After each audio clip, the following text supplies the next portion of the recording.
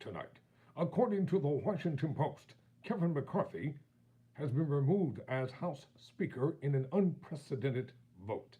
Let's unpack this story. Representative Kevin McCarthy, a Republican from California, was ousted as House Speaker Tuesday after failing to withstand a rebellion among far right dissidents, as the House voted for the first time in history to remove its leader and entered a period of unpredictability and paralysis. McCarthy later announced he would not seek the position again, setting up an expected intra party battle for the position second in line to the presidency. Today's dramatic vote was the culmination of a bitter power struggle between McCarthy and hardline Republican lawmakers that has persisted throughout his roughly 9 months as Speaker. After the Californian helped lead the GOP to a narrow majority in last year's midterm elections, it was a step never taken before in the 234-year history of the House of Representatives, pushed by an increasingly radicalized Republican faction that, emboldened since the rise of the Tea Party, has repeatedly shut down the government and led the country to the brink of a default on its debt. House Republicans now need to select a new leader and find consensus for funding the government by mid November or again risk a shutdown. The steps outlining how McCarthy lost the speakership. Gates introduced a motion to vacate on Monday.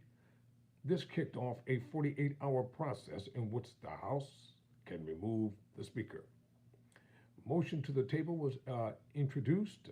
Majority was needed. No motion table is introduced. So let me just show you the chart here instead of me reading it. I'll put it up close. That way, hopefully, y'all can see it. McCarthy's removal is an earthquake for the fractious House of GOP conference, which has been marked by long-standing tensions among ideological factions that are now expected to come to a head. The House won't meet again until Tuesday, when candidate forums will begin for those who seek the speakership. House Republicans also wanted time for emotions to settle and to prevent increased animosity among GOP lawmakers if they remain together this week. But that didn't prevent the jockeying to be McCarthy's successor from beginning.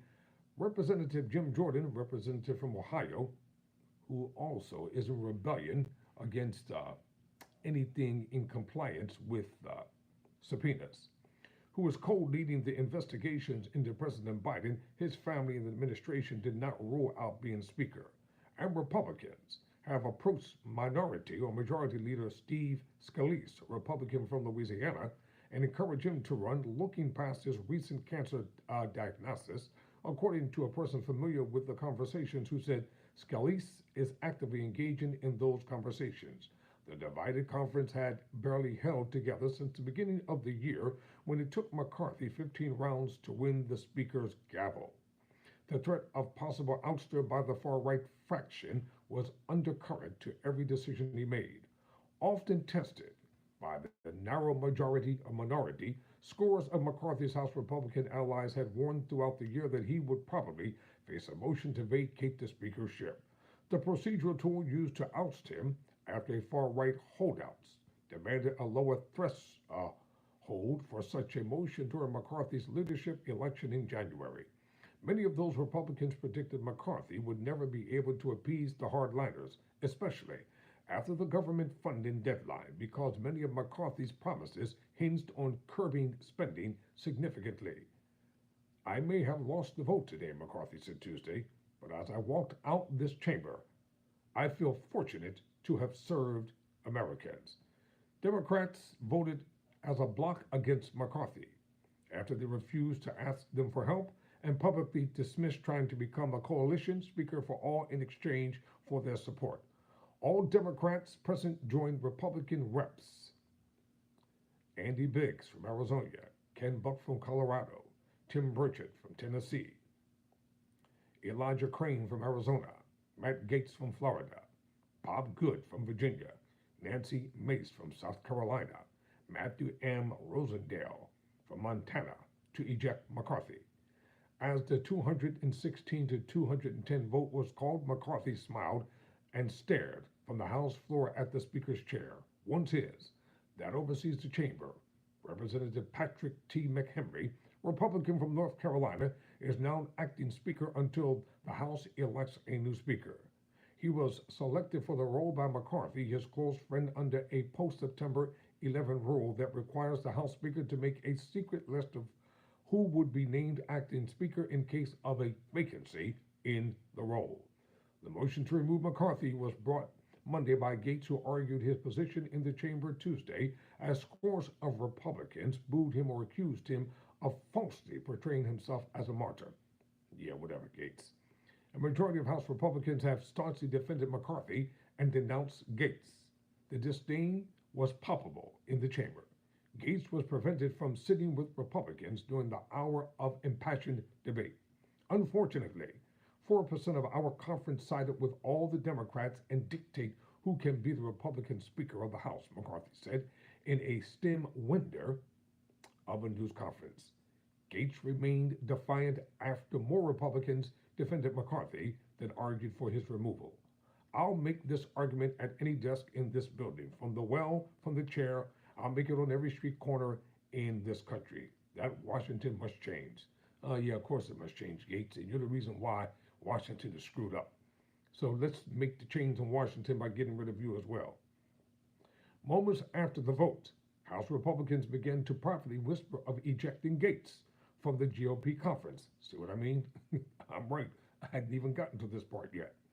Smaller groups, such as the moderate Republican Governance Group, also began discussing removing Mace from their ranks, as her vote against McCarthy was viewed as an act of betrayal. Now, let me just interject here. These Republicans are just hell-bent and determined that if anybody doesn't agree with them or vote the way they want or go against the Constitution of the United States, defy the majority of the will of the people, they count them as a traitor. Ladies and gentlemen, I surmise to you, everybody should read the Constitution for themselves and stop just listening to sound bites. This is why on this program I go deep into stories so men and women can get a full understanding. Democrats played a determinative role in the ouster of McCarthy after deciding that they did not trust him. They viewed him as a figure who has eroded democracy during his time as Speaker and previously as Minority Leader. House Minority Leader Hakeem Jeffries, a Democrat from New York, on Tuesday urged moderate Republicans to break away from the extremists in their party and join with Democrats to move the Congress and the country forward. Let's look at a defiant Gates here, a defeated Gates. All these politicians try to put on a front. A defiant, defeated McCarthy. Here's Gates pretending to be a hero. So I'll end this story by saying this. We are ready, willing, and able to work together with our Republicans and colleagues, but it is on them to join us, Jeffries told reporters after the hours-long caucus meeting. Democrats emerged from the meeting unified. They hold McCarthy responsible for placating President Donald Trump after the January report soon after the president left office, and trying to stymie the House Select Committee tasked with investigating the insurrection. They are furious, listen, that he walked back a deal with President Biden to lift the debt limit.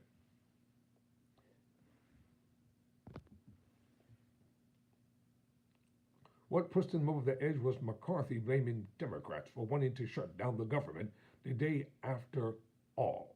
But one Democrat voted for a stopgap spending bill last week. I'm Tyrone Bowman. Never surrender, never quit.